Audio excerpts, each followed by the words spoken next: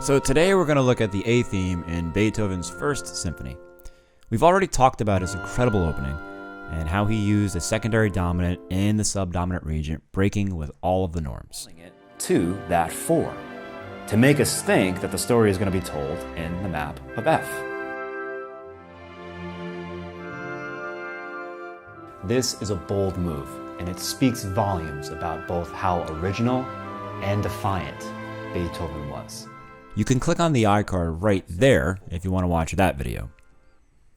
So the A theme is in the key of C major.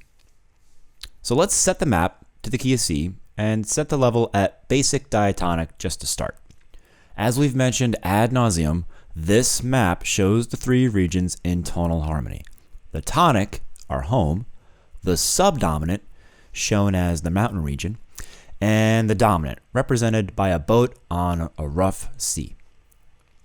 These 3 regions are always present in any tonal piece, and the functions are always located in the same exact place. So if we view the map functionally, we can see the 1 and the 6 belong to the tonic region in the major key. The 1 minor, the flat 3, and the 6 minor 7 flat 5 are the tonic functions in a minor key. Remember, the map shows major and minor keys simultaneously, since composers often borrow chords from the minor mode when in major, and sometimes vice versa. The 4 chord is a subdominant, as is the 2. And in the dominant, we find the 5-7, both in major and minor keys. These functions are always in the same place. The 5 is always at 1 o'clock in the dominant region, and the 4 is always at 11 o'clock in the subdominant region. A harmonic progression is then exactly as walking around the map from function to function. When we take an often used path, the map shows it, telling us this is something well known in harmony. 5-7 to 1 shows this arrow, we all know as the perfect authentic cadence. Or a 4 to 1 shows this arrow, indicating this is another very often used path we call Plagal. To create a theme, Beethoven, or I should say any composer writing a tonal piece, needs to accomplish 2 main tasks: create a memorable melody and establish the key. To create a memorable melody, Beethoven will use his favorite technique, motivic development. Beethoven motives are usually very short and simple. We could say they are atomic. In his first symphony, the motive is just 3 notes, G, B, and C. This motive offers some nice properties, since the notes themselves trace an authentic cadence. The degrees 5, 7, 1, or Sol, Ti, Do, are already helping to establish the key. Another interesting property is that the last note in the motive could be used as the first note of the motive, turning it into C, G, B, C, with the last note playing the role of the first note again, overlapping 2 consecutive motives: C, G, B, C, G, B, and C. The way Beethoven creates a theme from this motive is also using one of his favorite grammar techniques: idea, repetition, and variation. We explain this concept in depth in the video on the iCard. Basically, Beethoven uses a grammar structure to construct a theme based on a simple motive.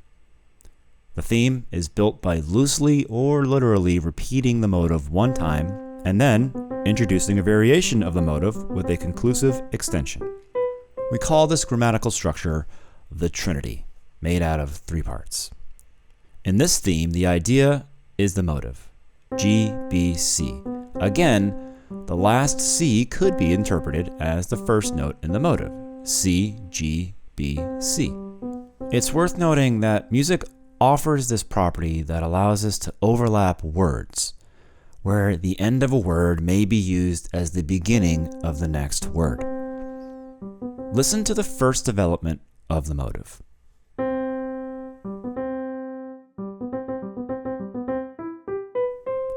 There's the idea, the repetition, and variation with a conclusive extension. Notice how the variation is built by developing the motive. Developing a motive is a curious combination of creativity and skills or techniques. Some of the techniques you can use include rhythmic development, retrograde, inversion, and so on. These techniques allow you to take essential properties of musical elements and transform them to create musical statements that are somewhat related to the original idea. There are no rules on which transformations one should apply to an idea, though. Ultimately, it will be your creativity, practice, and taste that dictate the final outcome. We can learn a lot about a composer when we study the different techniques he or she uses to develop musical ideas. In our examples, Beethoven got rid of the dotted eighth note followed by a 16th, introducing some rhythmic development to the motive by changing them into straight eighth notes. Also, he adds a repetition of the C note. Now we have C, C, G, B, C, C, G, B, C. This allowed him to get a constant stream of eighth notes while at the same time conserving the proportion of the C note against the G and the B notes. This stream of eighth notes increases the amount of movement, which is then slowed down with the conclusive extension of the variation by just using quarter notes. Beethoven's mastery unquestionably shows in the incredible capacity of developing the motive using the Russian nesting dolls effect, in which the variation is in itself contained in an idea, repetition, variation trinity. Even the conclusion of the variation is in itself in that format. And even further, the last three notes in this conclusion is the motive by way of quarter notes. Every single note supports every other note in this motivic development. Simply amazing. An essential property of this new and extensive motive is the harmonic progression embedded in it, which is just a C chord throughout the tonic. You must understand, this isn't always the case. Beethoven will sometimes create motives with more complex harmonies embedded, but in this case, it's just a one chord. Beethoven must now establish the key. Remember, as a tonal composer, you must take the listener for a ride across the landscape. And in order to do that, you must somehow show them where home is. The best way to do this is to give them an initial tour around the map.